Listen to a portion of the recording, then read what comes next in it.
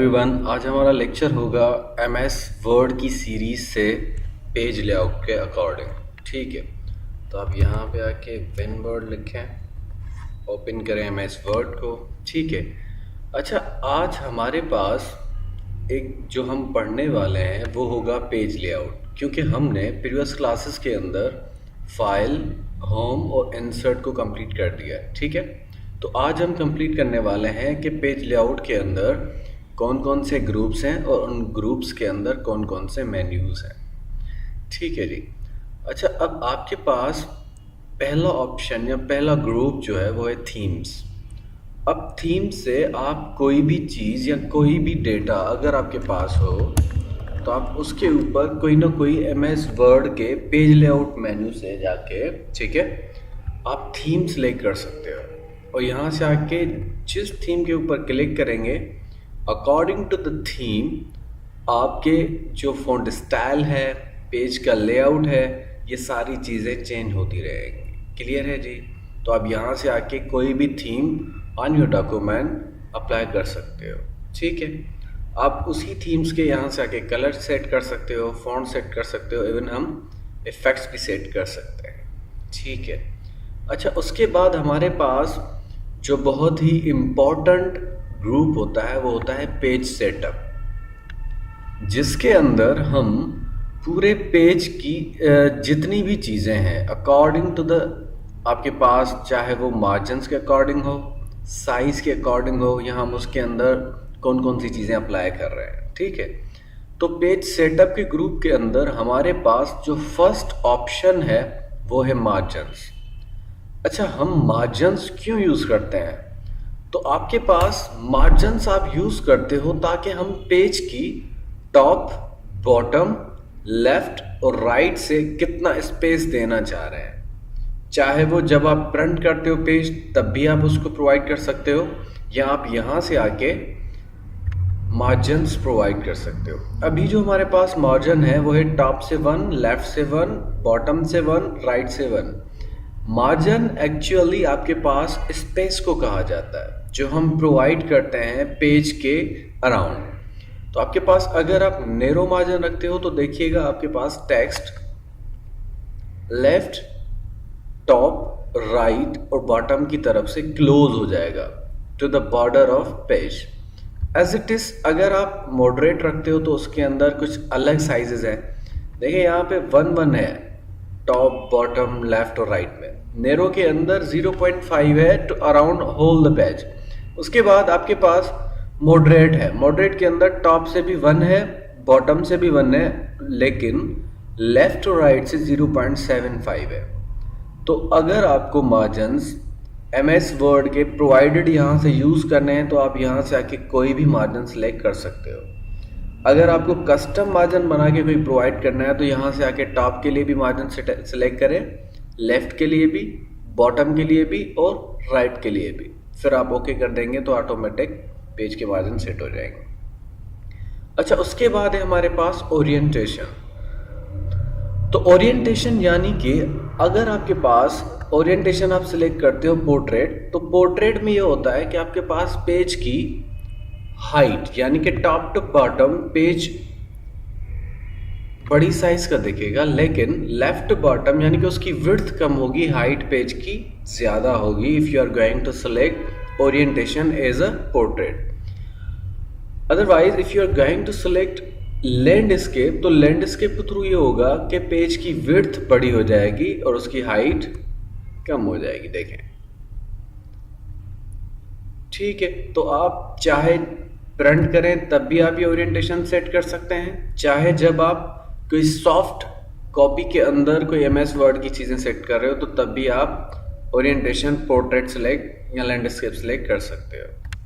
उसके बाद है पेज की साइज आप कैसे सेट करते हो। तो यहाँ से आके देखें, यानी कि जब आप इस पेज को प्रिंट करना चाह रहे हो, अब आपके पास, आप लोगों ने देखा होगा कि बहुत बड़े बैनर भी बन रहे होते हैं। ठीक है, उसके अलावा हमारे पास सिंपल और मैक्रोज वगैरह भी बन रहे होते हैं जिनके ऊपर हम अपना टेक्स्ट बहुत ही स्मॉल साइज में प्रिंट करवाते हैं। ठीक है, इवन हम स्मॉल लेटर्स भी यूज़ कर, स्मॉल पेजेस भी यूज़ करते हैं टू प्रिंट एनीथिंग।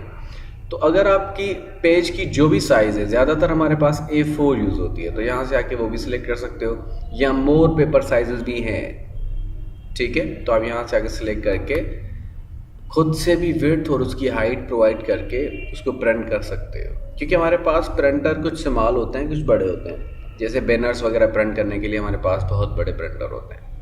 अच्छा, उसके बाद है कॉलम्स। तो अगर आप डेटा को कॉलम्स में कन्वर्ट करना चाह रहे हो, जैसे आप लोगों ने न्यूज़पेपर के अंदर देखा होगा कि आपके पास data in the form of columns show होता है, तो यहाँ पे आके आप कोई भी कॉलम सिलेक्ट कर सकते हो। यानी कि आपको ये डेटा, पहले तो डेटा को सिलेक्ट करना है, उसके बाद आपको उस डेटा को कितने कॉलम्स के अंदर डिस्ट्रीब्यूट करना है। तो 2 में करना है तो 2 पे क्लिक कर दें, ठीक है। अगर आपको इस सारे डेटा को 3 कॉलम से डिवाइड करना है तो आप 3 में भी कर सकते हो। अब आप चाहते हो कि इन कॉलम्स के बीच में अगर कोई लाइन आए, तो आप यहाँ से आके मोर कॉलम्स में जाओ, यहाँ पे देखें आपके पास लाइन बिटवीन, तो इसके ऊपर या इसको चेक कर दें और ओके कर दें, तो देखें अब आपके पास लाइन भी आ रही है। अच्छा जी, उसके बाद ब्रेक्स। तो आप जैसे पेज ब्रेक थे हमारे पास इंसर्ट के अंदर, एज इट इज आप कॉलम ब्रेक भी कर सकते हो। सपोज मैं यहाँ से आके डेटा को रखता हूँ, यहाँ पे कर्सर रखा, मैं यहाँ से आके कॉलम ब्रेक करता हूँ, ठीक है जी। तो देखें कॉलम को, उस पूरे कॉलम को उसने नीचे ब्रेक कर लिया, ठीक है। तो आप ऐसे भी कर सकते हो। अच्छा जी, उसके बाद है आपके पास लाइन नंबर्स। अच्छा, लाइन नंबर्स का कॉन्सेप्ट ये है कि अगर आपके पास सपोज कोई डॉक्यूमेंट है,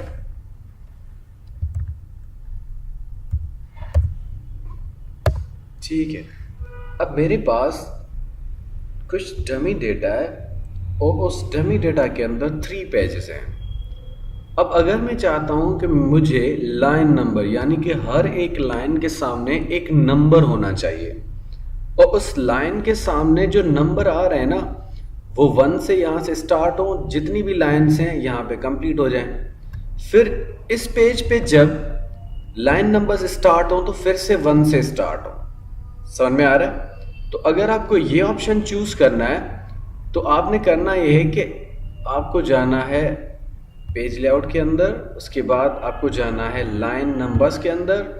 अब कंटिन्यूस का मकसद ये होता है कि यानी कि पूरे डॉक्यूमेंट के अंदर जितने भी पेजेस हैं, आपकी पहले पेज से काउंटिंग स्टार्ट होगी और लास्ट तक वही कंटिन्यूस चलती रहेगी। अगर आप वो करना चाह रहे हो तो यहाँ से कंटिन्यूस करते हैं। देखें यहाँ से आपके पास 1 से स्टार्ट हुआ और हर पेज पे आपके पास वही कंटिन्यूअस काउंटिंग चलती रहेगी। देखें फर्स्ट पेज पे हमारे पास 39 थी और 40 और वो चलती जा रही है। अगर आप चाहते हो कि नहीं मुझे हर पेज पे फिर से काउंटिंग स्टार्ट करनी है, तो आप इसके ऊपर क्लिक करें और रीस्टार्ट ईच पेज कर दें, तो आप यहाँ से आके वो भी सिलेक्ट कर सकते हो। अगर आप ऐसे करते हो तो इसका मतलब ये होगा कि हर पेज पे फिर से काउंटिंग स्टार्ट होगी। देखें फिर से 1 से स्टार्ट हो गई। अच्छा जी, उसके बाद आपके पास आप रीस्टार्ट कर सकते हो ईच सेक्शन के बाद। सप्रेस फॉर करंट पैराग्राफ्स के अकॉर्डिंग भी हम कर सकते हैं, और इसके अंदर और भी लाइनिंग नंबर्स के ऑप्शंस हैं, आप चूज कर सकते हो। अच्छा, उसके बाद है हाइफनेशन, तो मैं यहाँ से नन कर देता हूँ। अच्छा, आपने हाइफेंशन देखी होगी, ये आपके पास आप जब 2 वर्ड्स यानी कि एक लाइन पे आप कोई ऐसा बड़ा वर्ड लिख रहे हो जो अकम्प्लिश या कंप्लीट नहीं होता, तो आप उसको दूसरी लाइन पे लिख देते हो हाइफन की सिंबल लगा के। तो हाइफन की सिंबल हम जो कहते हैं ना, वो इस माइनस को कहते हैं, जो आप माइनस देते हो ना, ये देखें। अब अगर आप अपने पेज के अंदर हाइफनेशन यूज करना चाह रहे हो या डॉक्यूमेंट के अंदर, तो आप उस पेज को सिलेक्ट करें और यहाँ से आके हाइफनेशन चूज कर लें। आप कह दो ऑटोमेटिक अप्लाई कर दें। तो देखिए पहले आपके पास ये लाइन नहीं थी या आपके पास ये हाइफन नहीं था। अब देखें ये डॉक्यूमेंट का वर्ड यहाँ पे कंप्लीट नहीं हो रहा, तो उसने उसकी जगह पे हाइफनेशन दे दी। क्लियर? तो अगर आप चाहते हो कि वो आपके हाइफनेशन आती रहे, तो आप यहाँ से आके हाइफनेशन सेलेक्ट कर सकते हो। अगर नहीं चाहिए तो नन करते हैं। क्लियर है सबको? अच्छा, उसके बाद होता है हमारे पास वाटर बार। तो वाटरमार्क एक्चुअली हम अप्लाई करते हैं, आपके पेज के बैकग्राउंड में एक बलर टाइप टेक्स्ट होता है या इमेज होती है, इवन हम किसी सेंटर का लोगो वगैरह भी प्रोवाइड कर सकते हैं। उससे ये होता है कि आप कॉपीराइट इश्यूज को सपोज जब कोई आपके डॉक्यूमेंट्स को प्रिंट करवाएगा तो उसके बैकग्राउंड में ये आपके पास वाटरमार्क शो होते हैं। तो आप यहाँ से आके कोई टेम्पलेट चूज़ कर लो, इट्स अप टू यू, या आप यहाँ से आके कस्टम वाटरमार्क भी बना सकते हो। मैं यहाँ से आके अपनी बना लेता हूँ, क्लियर। और आपने यहाँ पे आके क्या बनाना है, टेक्स्ट वाटरमार्क बनानी है। तो मैं टेक्स्ट की वाटरमार्क बनाता हूँ, टेक्स्ट कुछ भी प्रोवाइड कर देता हूँ कि this is made by UV tech, done. और यहाँ से आके आप इसका कोई फ़ॉन्ट का स्टाइल चूज़ कर लें, साइज़ उसकी जो भी रखना चाह रहे हैं, और उसका कलर आप जो भी अप्लाई करना चाह रहे हो। मैं रेड कर देता हूँ ताकि आपको शो हो जाए, और मैं यहाँ से आके अप्लाई कर देता हूँ, ओके कर देते हैं। तो देखिए आपके पास हर पेज के इन पेपर, यानी कि आपके पास टेक्स्ट के पीछे आपके पास वाटरमार्क शो हो रहा है। देखें ये वाटरमार्क है, क्लियर है, ठीक। तो आप यहाँ से आके वाटरमार्क इंसर्ट भी कर सकते हो, यहाँ से आके आप रिमूव भी कर सकते हो, और ये हर पेज पे शो होगा, क्लियर है। ये वाटरमार्क आपके पास हर पेज पे शो होगा। देखें यहाँ पे भी हो रहा है, यहाँ पे भी शो हो रहा है, इवन आपके पास जितने भी पेजेस हैं आपके पास उनके ऊपर ये शो हो जाएगा, ठीक है। अच्छा, उसके बाद है आपके पास पेज कलर्स। तो यहाँ से आके आप पेज का कोई भी कलर अप्लाई कर सकते हो। देखें कलर्स अप्लाई हो रहे हैं, इवन हम पेज के ऊपर कोई भी एज अ बैकग्राउंड में, मैं आपको शो कर देता हूँ पेजेस, ठीक है। ये पेज है हमारे, क्लियर। मैं इनको कोई कलर अप्लाई करना चाह रहा हूँ बैकग्राउंड में, तो यहाँ से आके कोई भी कलर सेलेक्ट कर सकता हूँ। इट्स अप टू यू कि what kind of colour you are going to choose. अच्छा, उसके बाद मोर कलर्स हैं, आप मिक्स करके कस्टम में यहाँ से आके कोई और कलर चूज करके अप्लाई कर सकते हो, ठीक है जी। इवन हम पेज के बैकग्राउंड में कुछ इफ़ेक्ट्स भी अप्लाई कर सकते हैं। जैसे आप फिल इफ़ेक्ट्स पे आओगे तो यहाँ से आपके पास मल्टीपल कलर्स, 1 कलर अप्लाई करना है, 2 कलर अप्लाई करने हैं, या प्रीसेट ऑलरेडी कुछ बने बनाए कलर्स हैं, यहाँ से आके चूज़ कर लें। उसको आप हॉरिजॉन्टल में शो करना चाह रहे हो, इट्स ओके। अगर आप उसको वर्टिकल में शो करना चाह रहे हो या डायगोनल में शो करना चाह रहे हो, यानी कि कलर कैसे अप्लाई हो, हॉरिजॉन्टल हो, लेफ्ट और राइट, या आपके पास टॉप टू बॉटम, या आप डायगोनल में भी अप्लाई कर सकते हैं यहाँ से आगे से, क्लियर है। अब वैसे ही एज इट इज़ आप पुट कर सकते हो किसी भी पेज के बैकग्राउंड में कोई, मैं यहाँ से आके नो कलर कर देता हूँ, और यहाँ से आके एक फिल इफेक्ट्स में जाएंगे, और यहाँ से आके आप कोई टेक्सचर भी अप्लाई कर सकते हो। ये कुछ बने बनाए टेक्सचर हैं, वो भी आप अप्लाई कर सकते हो।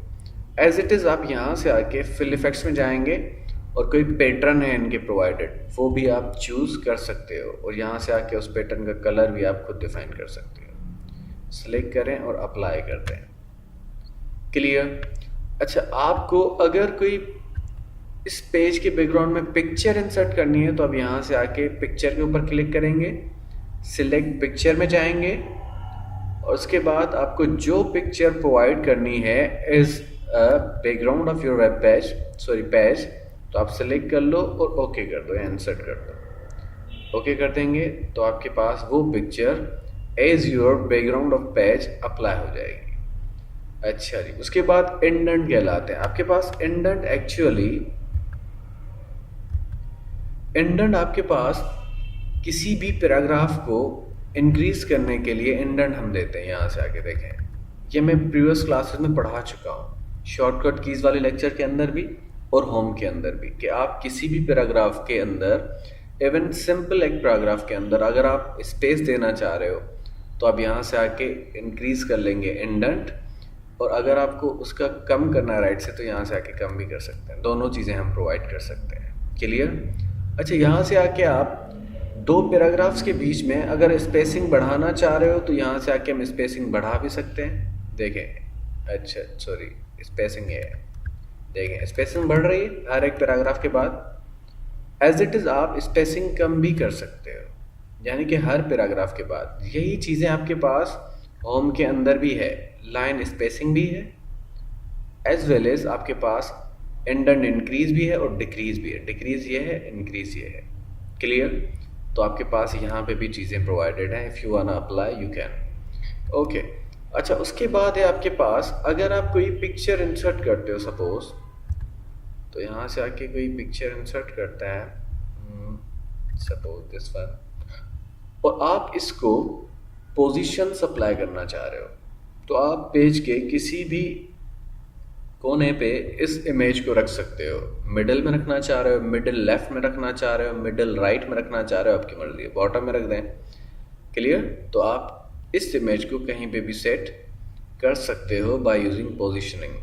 हम बाकी चीज़ें इसकी कर चुके हैं कि पिक्चर के बॉर्डर कैसे अप्लाई करते हैं या पिक्चर की सारी चीज़ें, ठीक है, इंसर्ट के अंदर। अच्छा जी, यहाँ पे भी पोजीशंस थी तो मैंने इसी वजह से आपको ये रिमाइंड करवाया। रेप टेक्स्ट इसीलिए लगाते हैं ताकि आप उस पिक्चर को मूव कर सको। देखें अब मूव तो हो रही है लेकिन बाकी टेक्स्ट को डिस्टर्ब कर रही है, तो अब यहाँ से आके उस पिक्चर को, पहले पिक्चर को सिलेक्ट करना है, रेप टेक्स्ट में जाना है और यहाँ से आके उसको कह देना है टाइट या स्क्वायर, ताकि हम पिक्चर को आराम से मूव कर सकें। चाहे किसी और वेब पेज पे भी लेके जाना है तो वहाँ पे भी ले जा सकते हैं। क्लियर है? अच्छा, पेज लेआउट के अंदर आपके पास फिर है पोजीशंस हम अप्लाई कर चुके हैं। उसके बाद रेप टेक्स्ट है, आपको पता है इमेज का कैसे अप्लाई करते हैं। फिर चाहे आप किसी ऑब्जेक्ट को इंसर्ट करना चाह रहे हो, ठीक है, यानी कि ये ऑब्जेक्ट है, आप कह दो, हम इनको ऑब्जेक्ट्स ही कहते हैं, चाहे वो आपके पास कोई डायग्राम हो या उसके अलावा आपके पास कोई चार्ट हो या पिक्चर हो या टेबल हो।